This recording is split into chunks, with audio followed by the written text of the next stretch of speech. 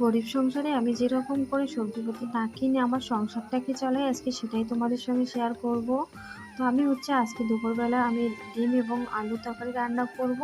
তার মাঝখানে আমার ছেলে এই যে একজনের কাছ থেকে শাক নিয়ে এসেছিল। তা সে যেহেতু জানে যে আমি এসব জিনিস খুবই পছন্দ করি, সেই ক্ষেত্রে নিয়ে এসেছিল। আর আমিও সেটা রান্না করে নিলাম খুব মজা করে।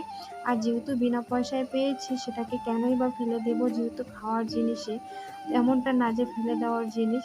তো যাই হোক, আমি কিন্তু এভাবেই আমার সংসারটাকে টুকটুক করে চালাই। আর দেখো, সংসারের মধ্যে যদি হিসাবি হয়ে না চলো, তাহলে কিন্তু সংসার জীবনে কখনো ভালো হওয়া যাবে না। আর এইদিকে আমাদের বলতে গেলে বর্তমান দোকান পাশার সবই বন্ধ আমাদের এদিকে।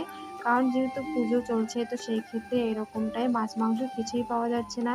তাই এরকম পছন্দের খাবারগুলো বানিয়ে নিলাম। তো যাই হোক, তোমরা সকলে ভালো থেকো, সুস্থ থেকো। আগামী